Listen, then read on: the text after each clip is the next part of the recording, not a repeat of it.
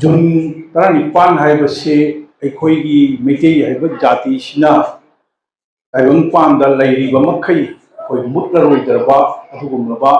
ꯊꯧꯗꯣꯛ ꯑꯃ ꯑꯣꯏꯅ ꯊꯣꯛꯈ꯭ꯔꯕ ꯑꯁꯤꯒꯨꯝꯕ ꯄꯣꯠꯁꯛ ꯑꯃꯅꯤ ꯑꯗꯨꯅ ꯑꯩꯅ ꯄꯟꯖꯗꯧꯔꯤꯕꯁꯤ ꯀꯩꯅꯣꯅꯤ ꯖꯨꯟ ꯈꯛꯇ ꯅꯠꯇꯅ ꯑꯇꯩꯁꯨ ꯑꯩꯈꯣꯏꯅ ꯊꯦꯡꯅꯈꯤꯕ ꯋꯥꯔꯤ ꯂꯤꯈꯨꯟ ꯈꯤꯇꯪꯒ ꯑꯩ ꯅꯞꯁꯟꯖꯒꯦ ꯑꯗꯨꯒ ꯑꯩꯈꯣꯏ ꯉꯁꯥꯏꯒꯤ ꯏꯅꯥꯎꯅ ꯄꯟꯕꯤꯈꯤꯕ ꯉꯁꯤ ꯆꯥꯛ ꯕꯥꯃꯣꯟ ꯊꯦꯡꯕꯅ ꯆꯥꯛꯁꯦ ꯈꯤꯇꯪ ꯊꯦꯡꯒꯗꯧꯔꯤ ꯃꯇꯝ ꯈꯔ ꯂꯧꯕ ꯌꯥꯒꯗꯕꯒꯤ ꯃꯑꯣꯡ ꯑꯃ ꯍꯥꯏꯕꯁꯤꯅ ꯑꯩ ꯑꯃꯨꯛ ꯍꯦꯟꯅ ꯅꯨꯡꯉꯥꯏꯖꯔꯦ ꯑꯩ ꯈꯤꯇꯪ ꯁꯥꯡꯅ ꯉꯥꯡꯖꯒꯦ ꯍꯥꯏꯕꯒꯤ ꯈꯨꯗꯣꯡꯆꯥꯕ ꯑꯃ ꯂꯧ ꯇꯥꯔꯦ ꯑꯗꯨꯅ ꯃꯌꯥꯝ ꯋꯥꯔꯧꯕꯤꯔꯣꯏ ꯍꯥꯏꯅ ꯂꯧꯖꯩ ꯑꯩꯈꯣꯏꯅ ꯉꯁꯤ ꯄꯥꯡꯊꯣꯛꯇꯧꯔꯤꯕ ꯊꯧꯔꯝ ꯑꯁꯦ ꯃꯁꯤ ꯅꯨꯡꯉꯥꯏꯕꯒꯤ ꯊꯕꯛꯇꯤ ꯅꯠꯇ꯭ꯔꯦ ꯊꯧꯔꯝ ꯅꯠꯇ꯭ꯔꯦ ꯑꯩꯈꯣꯏ ꯃꯤꯠꯇ ꯄꯤ ꯇꯥꯕ ꯌꯥꯕ ꯑꯗꯨꯒꯨꯝꯂꯕ ꯊꯧꯔꯝ ꯑꯃꯒꯤ ꯀꯩꯅꯣ ꯄꯣꯠꯁꯛ ꯑꯃꯅꯤ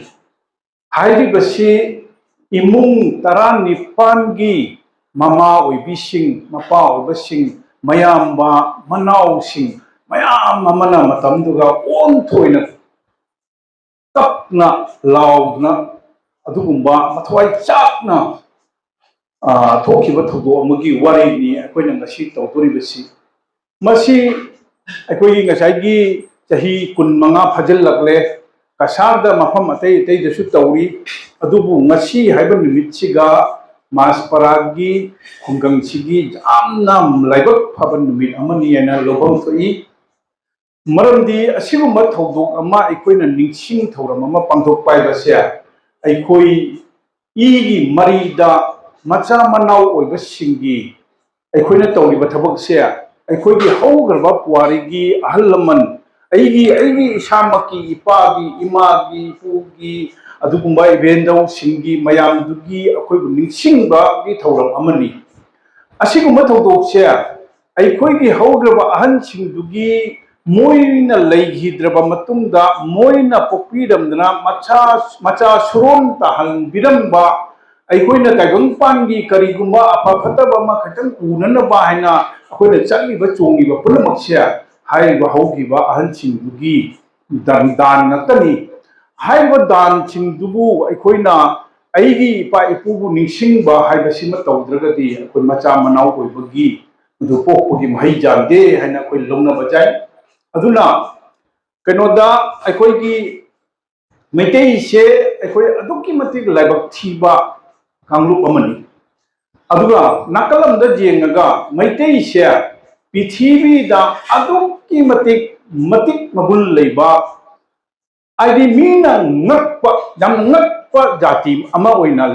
ꯃꯁꯤ ꯋꯥꯔꯤ ꯇꯧꯅꯩ ꯃꯔꯝꯗꯤ ꯑꯩꯈꯣꯏꯁꯦ ꯑꯗꯨꯛꯀꯤ ꯃꯇꯤꯛ ꯄꯤꯛꯈ꯭ꯔꯦ ꯄ꯭ꯔꯤꯊꯤꯕꯤꯗ ꯉꯁꯤ ꯂꯩꯔꯤꯕ ꯃꯩꯇꯩꯁꯦ 50,000 ꯐꯥꯗ꯭ꯔꯤ ꯂꯤꯛꯈ꯭ꯔꯖꯥꯠꯅꯤ ꯂꯤꯛꯄ ꯍꯥꯏꯗꯨꯕꯨ ꯂꯤꯛꯈ꯭ꯔꯖꯥꯠꯅꯤ ꯑꯁꯤꯒꯤ ꯂꯤꯛꯈ꯭ꯔꯕ ꯖꯥꯇꯤꯁꯤꯅ ꯄ꯭ꯔꯤꯊꯤꯕꯤꯗ ꯍꯤꯔꯝ ꯃꯌꯥꯝ ꯑꯃꯗ ꯑꯩꯈꯣꯏꯅ ꯃꯥꯡꯖꯤꯟ ꯊꯥꯕꯒꯤ ꯃꯃꯤ ꯃꯌꯥꯝ ꯑꯃ ꯑꯣꯖꯥꯁꯤꯡ ꯏꯆꯤꯟ ꯏꯅꯥꯎ ꯃꯌꯥꯝꯅ ꯎꯕꯤꯔꯤꯗꯨꯅꯤ ꯑꯩꯈꯣꯏ ꯁꯥꯟꯅꯕꯗ ꯈꯪꯗꯦ ꯃꯔꯨꯑꯣꯏꯅ ꯅꯨꯄꯤꯅ ꯍꯦꯟꯅ ꯑꯩꯈꯣꯏꯒꯤꯗꯤ ꯏꯆꯪ ꯊꯧꯕ ꯍꯦꯜꯂꯤ ꯄꯥꯡꯒꯜ ꯂꯩꯕ ꯍꯦꯜꯂꯤ ꯍꯣꯠꯅꯕ ꯀꯟꯕ ꯍꯦꯜꯂꯤ ꯅꯨꯄꯥꯗꯒꯤ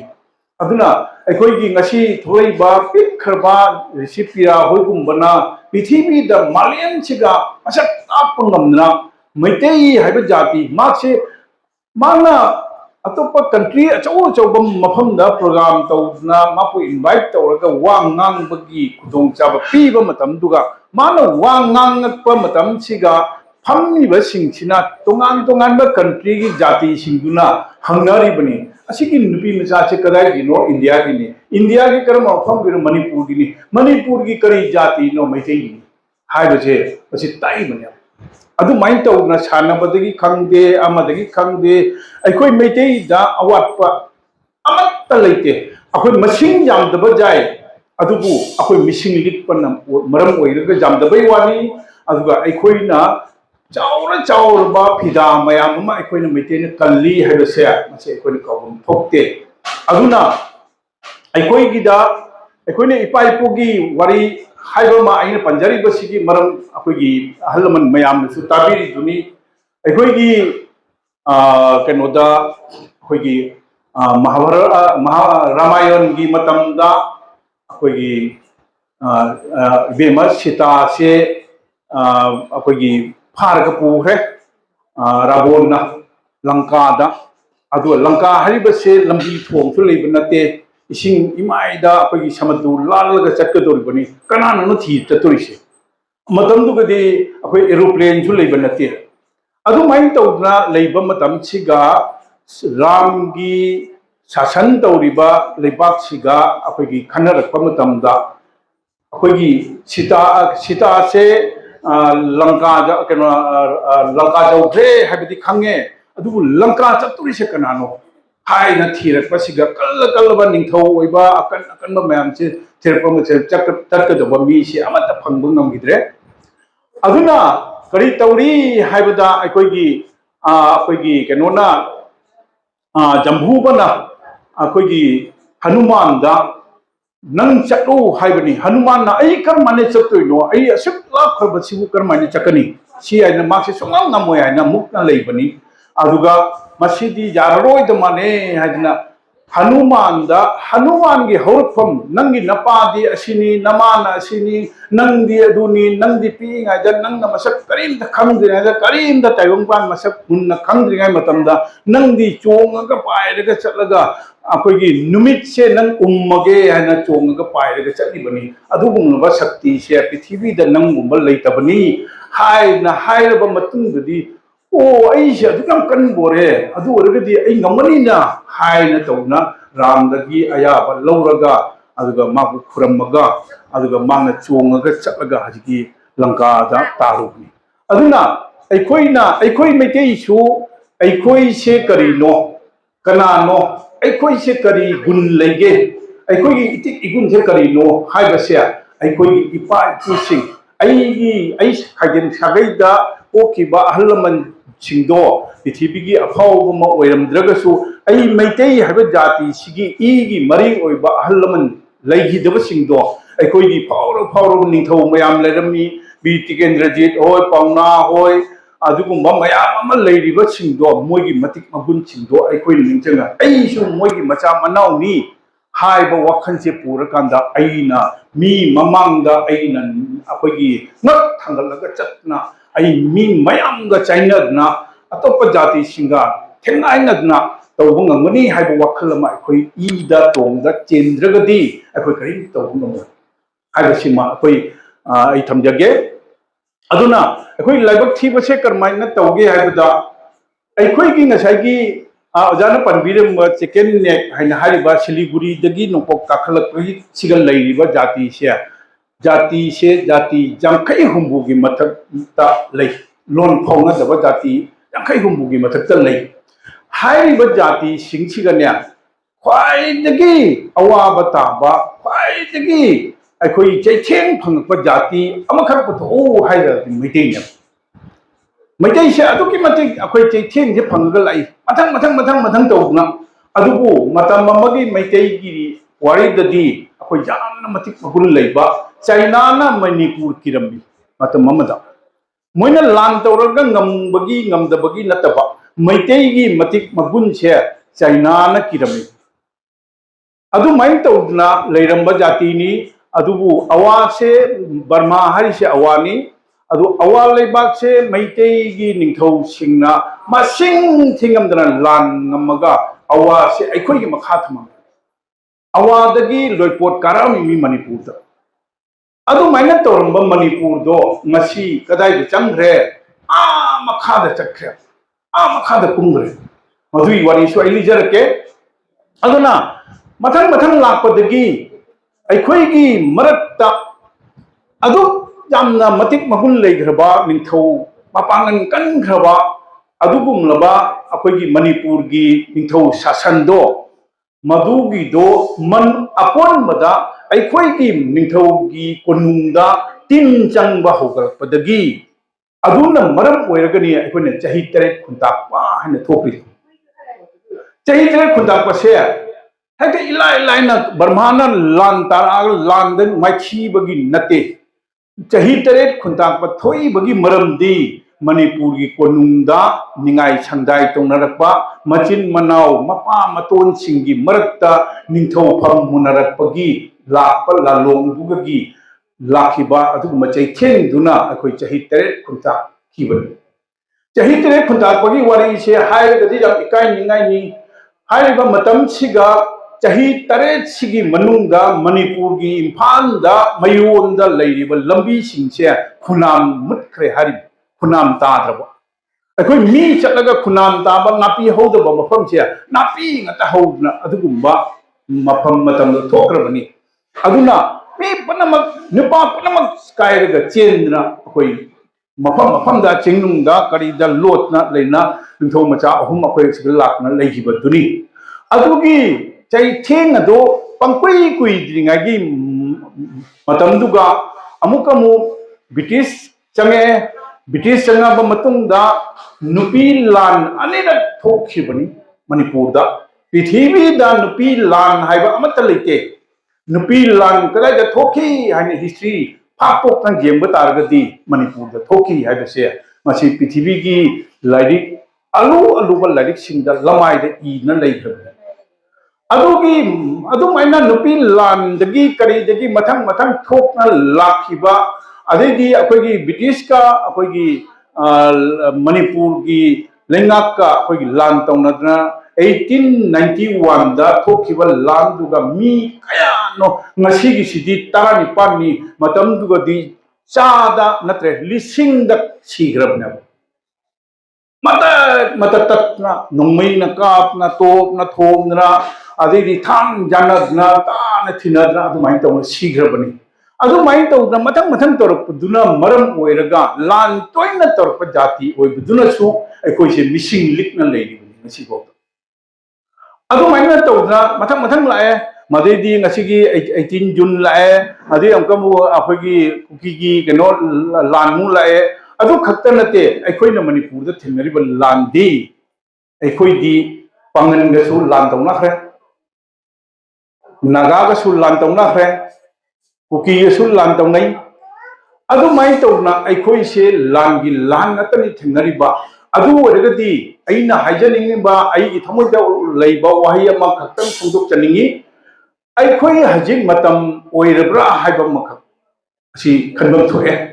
अखोइना सोक जाम्बा अमगसु लान थिंगरिसे करिगिनो हाइतारगदी अखोइ मेटेगिसु अरानबा करि लैगे हाबिसे अखोइ थिबम मथोई हाबिसे मसि हाइनी अदला अखोइ मेटेगिसु सोइना अरानबा सोइदम लेरमगनी करिदा लालिनो अखोइगी मनुंगदा लेरिबा अखोइ मसेनसे मानदबगिरा नत्रगना अखोइ मसेनदा कनागुम्बा मी अमना कांगलुप अमना थिंजल्लागा मोइसे काइना नब तौरिब्रा हाइबा अदुगुमलबा पोट मयाम अमा मनुंगदा फुमना लेरमगनी हाइबसे असिगी चिंगनबा लई अदुना अदु ओइरगदी करि तौबा ताई अखोइना अखोइगी अरानबा थिदोकपा अखोइसे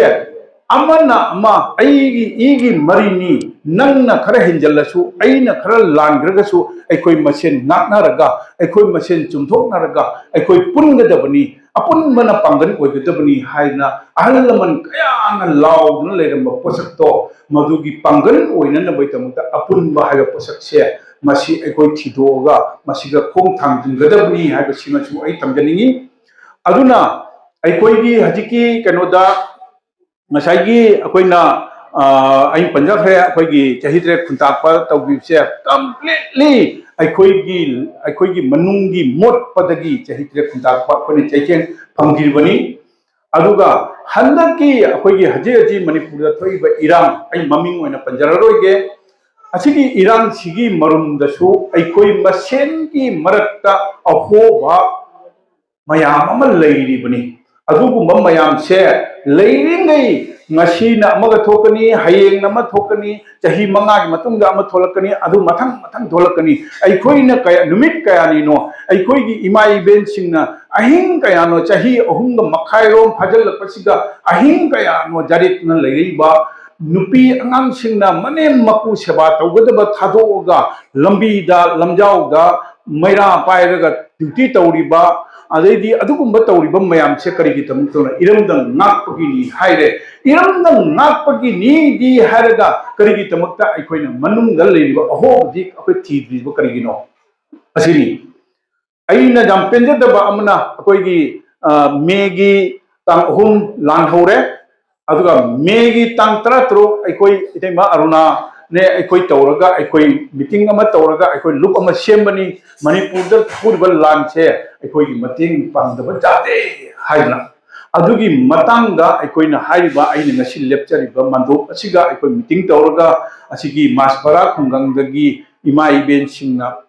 अङamba mateng pangbirakna aikoida tawbirei adugumba mayam khungang mayam duna tawbirakhiba mateng mayam do aikoi mioi ahum khakna puraga chalaga manipur leibakta aikoina lupa lakh tare nipan gi mateng pangwi adugi wari ma aina lijage aikoi gi thamoi da i gi maridan sinabgi wari se